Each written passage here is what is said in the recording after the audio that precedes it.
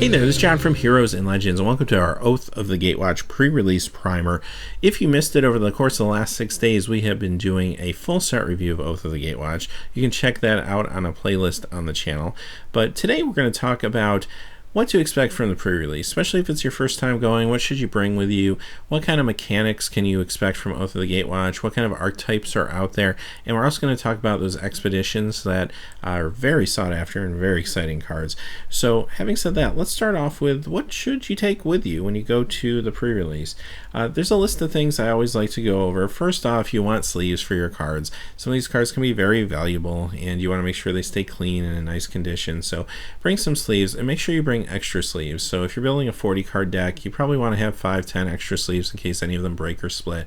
It's kind of sad when one breaks and you have to go to the store and buy a pack of 50 from scratch and start over when maybe you have extras at home, right? So definitely make sure you're bringing your sleeves with you. Secondly, you will get a spin down dice with your pre-release pack, which will help you keep track of your life total. And this is a casual event, so that's just fine to use. However, I usually suggest if you're planning on playing more competitive Magic, it's a good idea to get into the habit of using pen and paper to keep track of your life total and your opponent's life total. It's really the best way to do it in a competitive atmosphere, and it also means if there's any discrepancy in one of those competitive tournaments that a judge will probably look at that to figure out where the game state should be. So it's very important there. Not as important, obviously, in a casual fun event like this one, but if you want to start training yourself, it's a good time to do it. I'd also bring some extra dice. You get some die, maybe some 6-sided die. They help you keep track of any sort of counters or loyalty counters that you have on your cards. And finally, a deck box is always good to help carry your stuff around with, or even a backpack. You will get a deck box, however, in this pre-release, much like they got for Battle for Zendikar as well. So having said that, let's see what you actually get.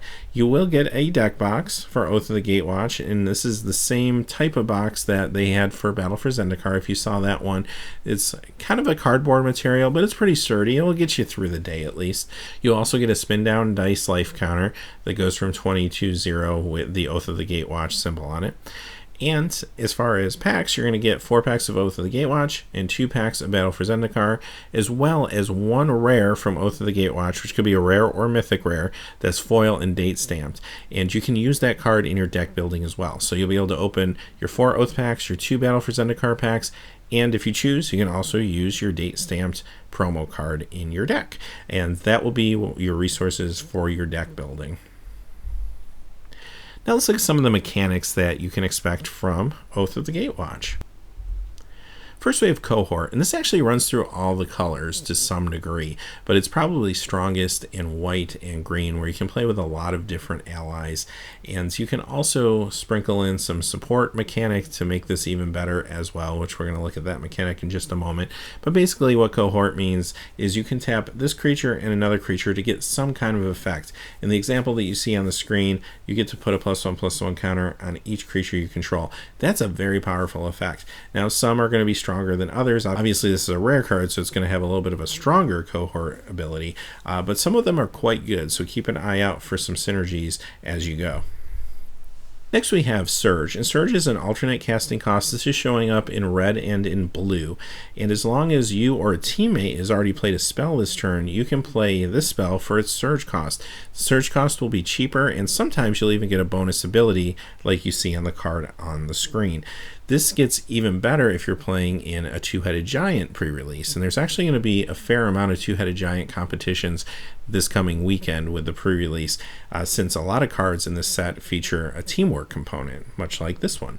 So it's still good though, if you're playing one-on-one and you have some cheap spells to help enable the Surge cost, then these can be very powerful spells and you can get them at a very economical price.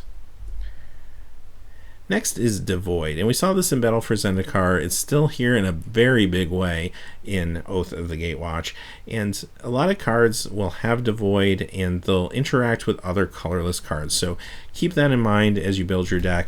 In this example, yes, it does cost a black to cast this, but since it has Devoid, it actually counts as a colorless creature.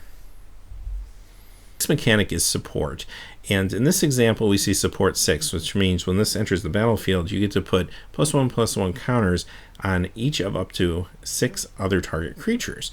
Now Most of the support cards are usually like support 2. They're not quite this big where you get to do 6 creatures. It's usually like 2 creatures. But this is a mechanic that plays really well if you're going wide with a lot of small creatures. So that could be allies if you're in the green-white ally build, for example, or it could be even Eldrazi tokens. When you get a lot of green Scion tokens, this works very well with those, just to help buff your whole team and get in there for some extra damage. The next mechanic we're going to talk about is colorless mana, and for the first time since the original Magic Set Alpha, we have a new basic land, and it is Wastes, and you can tap it for colorless mana. Now, there are a few rules things you need to know about this that are a little different than, say, a Swamp or a Plains. First off, when you open your sealed pool, you get some wastes in there. Those are the wastes that you can use in your deck. You cannot go to the land table and grab 10 wastes and throw them in your deck like you can swamps or islands. You can only use what you open. If you're playing a draft, you have to draft your wastes. So you really have to evaluate how powerful they are in your particular deck and at what point you want to draft these. Now, they'll show up at the common level in a booster pack, but they'll actually show up in double the frequency of a normal common. So there'll be a fair amount of these going around in a draft, but not an endless amount. So you want to keep that in mind as you're evaluating those. So what do these do for you? Well, they let you cast creatures or spells or use abilities for cards that are asking for dedicated colorless mana. So you saw on the waist there was that diamond-shaped symbol. That's the new symbol for colorless mana. And in this example with Kozilek, you need to cast him for 8 mana of any color, and then 2 mana that comes from a dedicated colorless source. So those last 2 mana can't come from, say, a swamp or a plains or an island or so on. They have to come from a dedicated colorless source that's giving you that diamond type mana. And only then will you be able to cast this card. There's also a lot of cards that will have a diamond in their ability cost as well. Next thing I want to talk a little bit about was the acronym BREAD, and I've discussed this in previous pre-release primers, but this is just a way to go about thinking of how to put together your deck in a pre-release or in a sealed competition. So let's go through each part of the acronym. We'll start with bombs. Bombs is kind of a slang fancy way of saying your game-ending cards. These could be your big creatures and spells that are hopefully going to help you win the game. These can sometimes be a little bit expensive. You can see on the screen there's a few examples of cards that you may consider bombs, and they are pricey, so you do want to keep that in your mind as you're building your deck. You don't want to necessarily fill your deck with like 6 or 8 bombs. You probably only want a couple bombs that are going to help you win the game, because if you draw all 6, 7, 8 casting cost spells, obviously you won't be able to play anything for a very long time. Next is removal. So how do you get your big creatures across? Well, you got to get rid of your opponent's big creatures. So how do you do that? You find cards that will destroy them or remove them. And on the screen are a few examples of those type of cards. So you want to make sure you build your deck with enough of these in it. Next, we're going to look at evasion. So when you get to the midpoint of the game, your opponent's going to have a lot of creatures, you'll have a lot of creatures, but at some point you're going to need creatures that can get by and get in for some damage. And that's why you're going to look for creatures with evasion, kind of in the mid-range section of your deck. So these are going to be flyers. These could be cards like the one in the middle that you can pay to make it not be blocked. You can use a card that has menace, like on the far right there. Any of these are examples of different ways that your mid-range creatures can get in and do some damage. Aggro. And aggro is all about the early game. You want to make sure you have enough creatures that you can play early so that you can get some damage across. And sometimes these are creatures that can be aggressive or spells that can enhance creatures' aggression. So the cards that you see on the screen now are some cheap creatures that can get in for some early damage, hopefully soften up your opponent for those mid-game evasion cards, and then finally your late-game bombs. Another example you see up there is a card like Expedite, which is very cheap, but also can help you get in for a little extra damage early on. And finally, the D stands for duds. And when we say duds, that's basically your sideboard. These are cards you're not going to play in your main deck, but it doesn't mean they're bad cards. Don't forget they're there. Once you play your first match, you get an opportunity to sideboard cards in, and when you do, you may find that your opponent may be weak to some of the things you have in your sideboard. Some of the cards you see on the screen are examples of cards you may not start in your deck, but may be very good in certain matchups. So hopefully that helps a little bit when it comes to building your deck. Now let's talk about what kind of synergies or archetypes that you can look for when you're assessing your card pool. Now there's a lot of different archetypes, and I'm going to mention a few of them here, but these are not all of them, and there's a number of archetypes that are still relevant for Battle for Zendikar. So if you haven't seen that pre-release primer, definitely check that out on the channel as well. First off, we're going to talk about the Selesnya green-white deck, which really revolves a lot around allies, going wide with a lot of creatures, and then buffing them with the support mechanic and getting extra value from Cohort. Cohort can also be in other colors, so sometimes you might be able to splash a third color to get some extra Cohort value as well. Next is the Izzet colors of red and blue, and they have strong surge synergies. You're going to see they have a lot of cheap spells that enable surge, and then they of course have a lot of surge spells. These can be very powerful if you have a good combination of cheap spells and surge spells, but these can also be very powerful in Two-Headed Giant, so keep an eye out for those opportunities. Next, in Boros, there's a little bit of a sub-theme of equipment. Now there's also a pretty aggressive ally theme that you can go with, but if you have some of these Equipment Matters cards, there's a handful of decent equipment in the set that you may want to make sure you're paying attention to. Next we have black colorless as an archetype, and basically in this archetype you're almost thinking of colorless as a color. Instead of say playing black blue, you're actually playing black colorless, and the reason for this is you need dedicated colorless cards for a lot of these cards to not only cast but to get additional value and be able to play their abilities, like in the example that you see on the left here with Endbringer, and the example on the right with Bearer of Silence.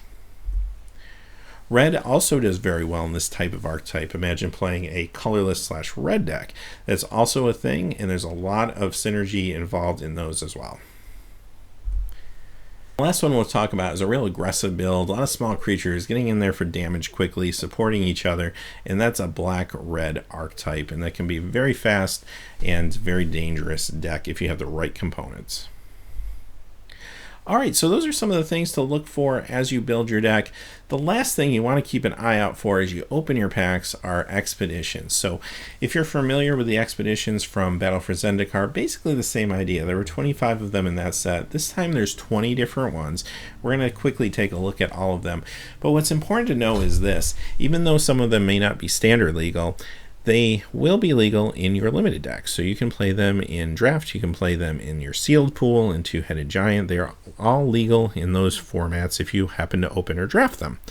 The other thing to keep in mind is these are very desirable. They're very rare.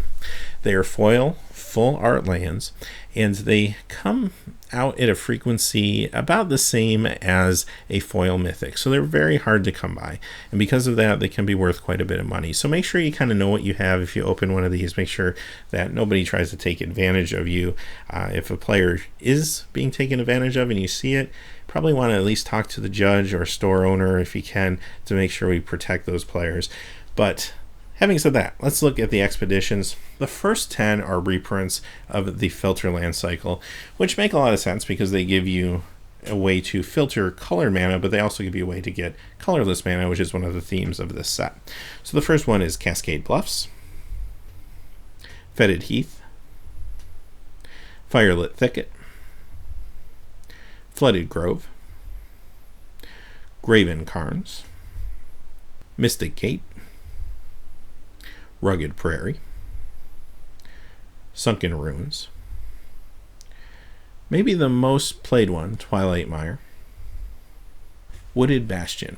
And now we're going to look at the next 10, and these are cards that just come to us from the history of Magic. These are all non-basic lands, and some of them are quite powerful. First one is Ancient Tomb, great ramp card. Next is Dust Bowl. This will help you get rid of a non-basic land. Eye of Ugin. This has recently spiked quite a bit, so especially for you modern players out there, you know that this is a very sought-after card right now. Forbidden Orchard works very good with Oath of Druids. Horizon Canopy, very pricey Future Sight card. This one can run you $55, $60. Foils from Future Sight can run you $180. Core Haven, very good commander card. Mana Confluence, kind of the next generation City of Brass. Strip Mine. And if you open this in Seal, this can be incredibly powerful. If you're able to destroy one of your opponent's lands early in the game, it really could throw off their mana curve for the entire game, since their decision to keep or mulligan is primarily based on their mana. Tectonic Edge, another way to get rid of non-basic land. And the last one, and maybe the most sought after, perhaps the most valuable one, is Wasteland. Very sought after card, especially for legacy players. A great way to easily destroy a non-basic land. Very good card to open for sure. And having said that, that is our pre-release primer. So I hope that at least gives you some idea what to expect, what to look for when you're building your deck, what kind of steps to go through when you evaluate the cards. And good luck at your pre-release. Definitely let me know in the comments below how you do. Be excited to hear how everybody's weekend goes. And hey, overall, just remember one thing. It's a casual event. Just have fun. Don't stress out over anything, and help new players.